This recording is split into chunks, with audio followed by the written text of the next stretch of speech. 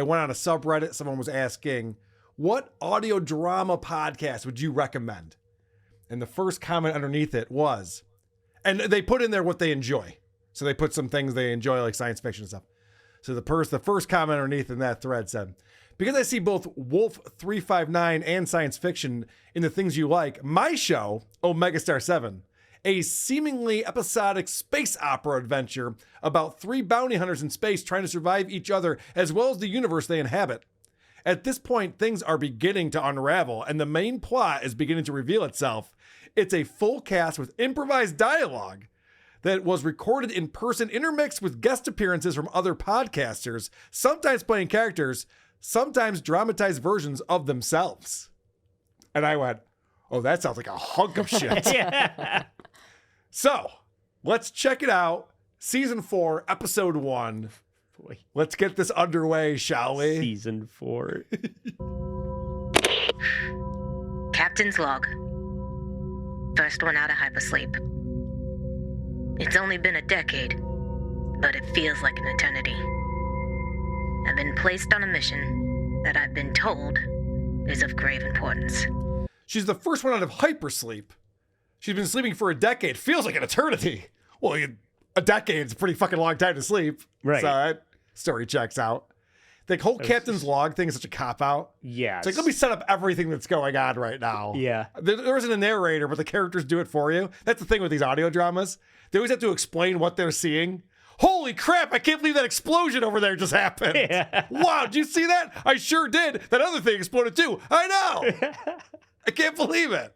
It's one of my favorite parts about right. this. That my new favorite trope that I just saw it recently is when they have an autopsy. What do you call it when you go to the morgue? The guy that's doing the autopsy always has to be eating a sandwich while he's doing it. Yeah. Every fucking He's so nonplussed by the whole thing. Oh, He's same like, old shit every day. I'm just having my lunch. Well, in Night of the Creeps, that's like my favorite. Every single thing that he does, he like opens up a briefcase. There's a sandwich in it. He's eating it when they're taking away. I love that. They can't not do it. I like it. I think it's a mortician.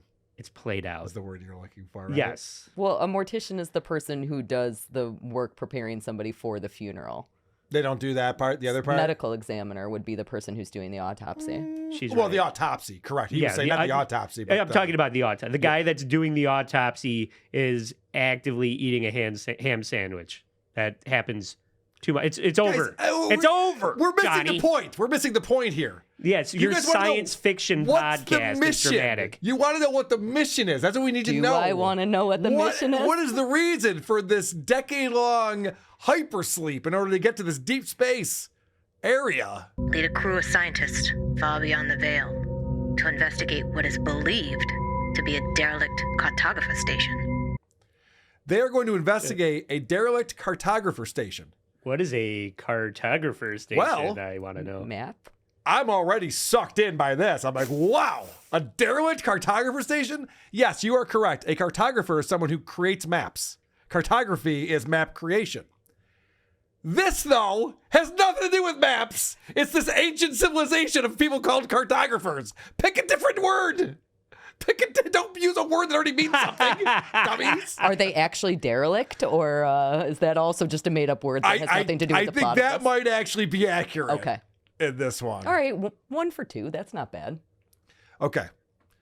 So let's find out. Let's meet some of the characters. Because in any drama, you got to have wacky characters. That's a big part of this, especially audio dramas.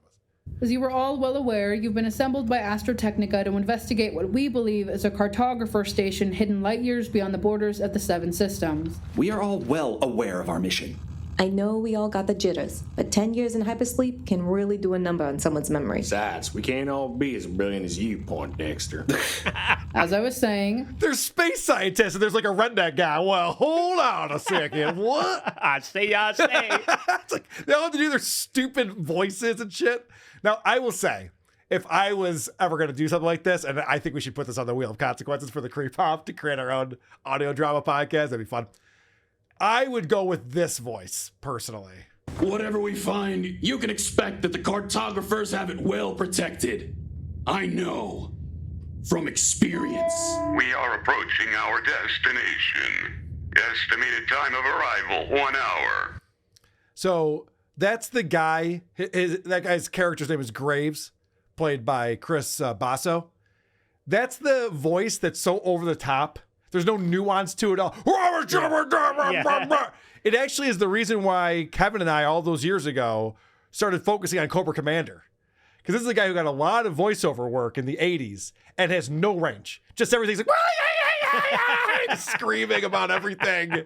No subtlety, no nuance at all. So that guy quickly became my favorite character. Graves on here. I'm just like, okay, this is cool. So as I'm listening to this, I'm like, well, this has to be for children, right? Like adults wouldn't listen to this. So I don't know who would listen to this. We are approaching cartographer facility Delta. I want an energy readout on that station, now. She's talking to a computer. She's like, I want a readout on that station now. It's like, well, I was going to wait a minute, but okay, if you say so. It's weird. CF Delta has no conventional energy readouts at this time. Conventional? What in the seven systems do you mean by that? I do not detect any solarium powering the station. I love outer space slang. Yeah. What in the seven systems are you talking about? Judging by the lack of electromagnetic interference, it seems to be running on pure ether. That is unconventional. The cartographers were anything but. Enough talk! Show us the station. Pulling it up on view screen now. Turbo 7049 says Blind Mike is screaming coroner right now. Yes, that would be the correct answer, sir. Thank you. Much appreciated. You know, producer Chris isn't here today, and it's really showing in our ability to reason and think things out as a group. All right, this is where things get crazy. There's this little girl on the spaceship, and there's a pedophile. Which I'm like, this is weird. I wouldn't have expected this. Now it's getting dramatic. So the pedophile comes over and whips his hog out, and the little girl reacts to this. Wow, it's massive. And he's on to me. Download Salami Protocol. And he's on to me. That's supposed to be an adult woman's voice right there. For some reason. I'm not sure what they were going for. Okay. There's a thing that is known as a placeholder. When you're writing a story, a book, a movie, you're not sure what the word is for a thing yet. Yeah. So you put in a placeholder. Sometimes, and this actually has happened in legit movies and things, they forget to actually put in a word for that. I think this is one of those examples. You don't think the cartographers booby-trapped the station, do you? They were basically the apex ruling class of the sometime somewhere. They never... The sometime somewhere? Where and when are we dealing with? Sometime somewhere. I knew it. Well, let me just go get my who gives a shit and throw it in the who gives a fuck. They never felt the need. Spoken like someone who's never excavated a cartographer facility. What do you mean by that? The cartographers went through great lengths to protect their secrets. Wouldn't you make sure they were protected? Oh, poppycock. Remember I said it was oftentimes improv.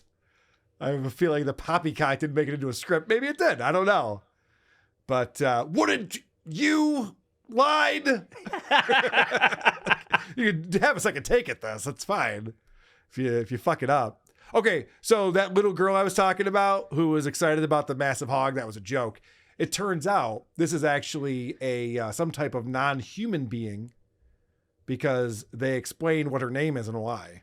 Dexter, 4 Eyes, you're with me. My name is... I know your name. I just can't pronounce it. You got 4 eyes, don't you? Well, yes, but... Then it's settled. Start analyzing 4 Eyes. So either this creature has 4 eyes or it's just a girl with glasses. I don't know. Yeah. But either way, that's kind of funny. Come on, 4 eyes. My name's Samantha. I don't like that name. You're 4 eyes now. All right, I guess. They call me 3 legs. It was a pretty good joke. Wink. It was a pretty good joke. I love how much Lucy laughed at that. She's like, no, that's not even remotely That's true. not true. Oh, exaggeration gets me every time. Now, 4 Eyes isn't the only one that has an obvious name on here. And I do appreciate that. I like that names are descriptive because we can't see what's going on. Gunslinger, you get that? Yeah, got it. Why do you call him that? What? Gunslinger. Oh, well, isn't that obvious? He slings a gun. Yeah, it actually was obvious. We didn't need any part of that. Well, when you put it that way, yeah. Just caught it with Gunslinger the whole time, and we would have been fine with that. All right, so there's this, I think this is a robot. Its name is Bolts. And it seems like, I think we're in the future. It seems like Bolts is non-binary because of the pronouns being used here. Okay. So this is, again, my favorite character, Graves, talking to Bolts. You heard the captain. We're packing it in until tomorrow. Fine by me. But you might want to say it a little louder for Bolts. They've been trying to get the door open for the past 15 minutes. Give it a rest, Bolts. We're going back to the ship. Would you just hold on a second? So am I to understand that robots in the future can be he, she, or they, them, or it? It seems like this is going to get very confusing. If you're like, want me to bring my computer over? Like, yeah, bring it. It's a them. I'll bring them over.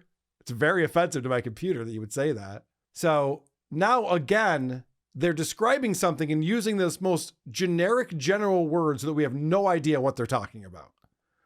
All right, let's get out of here. Well, would you look at that? What is that? It's an artifact. Hey, Cap, we found something. What's that? Graves says it's an artifact of some kind. Okay. No idea what that could possibly mean. There's so many different things an artifact could be, but they're like dramatic. It's an artifact. Whoa. All right. Good thing we came here. Are we sure that the artifact doesn't turn out to be a map and that's why they're the cartographers? Oh, probably not. All right. I tried. You find out in season 5. Ugh. Hey, look at this. I found a doohickey. Nope, it's a widget. Oh, no. It's a thingamajob. All right, well, get it over here. Yeah. Okay. It's just garbage. You're just calling it an artifact. Yeah. So again, I think this is for children. Just the way it's acted, the way it's written, everything about this seems like it's child friendly. I wouldn't go in there. Bolts, you heard Graves. I'm fine. See? Inside the room. Nope. Uh-oh. 7 fucking 6. Oh my God, he fucking exploded. Gunslinger, what did you do? Pardon the insubordination, Captain, but we need to get the fuck out of here right now. What about the artifact? It's not worth it. That was the first time there was any cussing in this show, and he just fucking goes for it. You motherfucking gunslinger, I'll motherfucking murder your dick. Like, whoa, what just happened here? The greater good says, put me back in hyper snooze. We're almost through it, I promise you that. Okay, so I guess it's not for children, apparently. Apparently it's for adults. I don't know who would ever listen to something like this.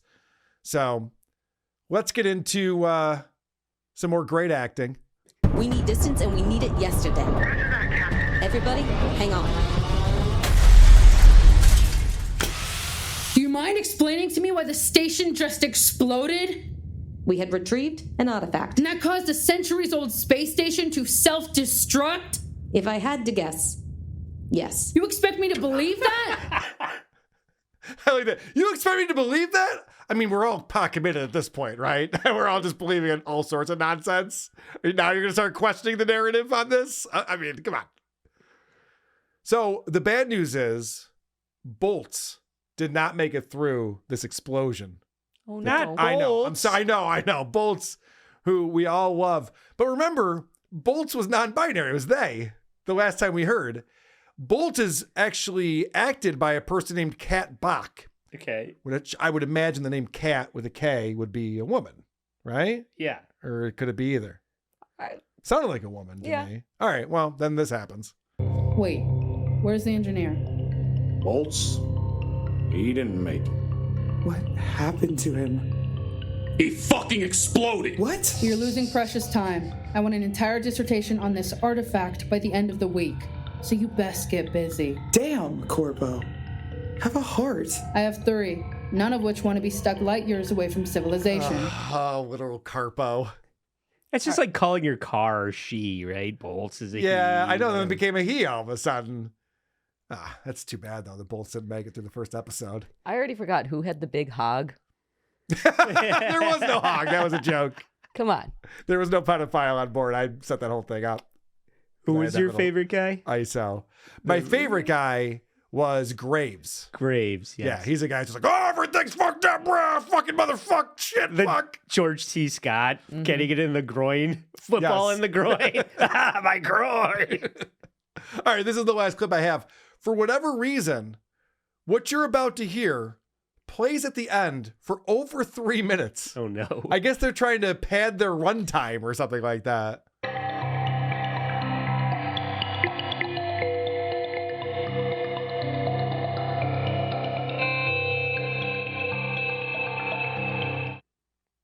Yeah, it just does like that kind of random space music or whatever that sounds is. like a load screen for a video game. Yeah, all right. Well, that's what we've learned from Trisha Paytas is that you need like 8 minutes between mid-rolls. So they probably, if they played that for 3 minutes, they could probably put another ad into the episode. There's no ads in these episodes. Oh, well, that makes sense because it's terrible. Yeah, because no one's listening to it, so who would want to advertise on it? Right. Who are these podcasts?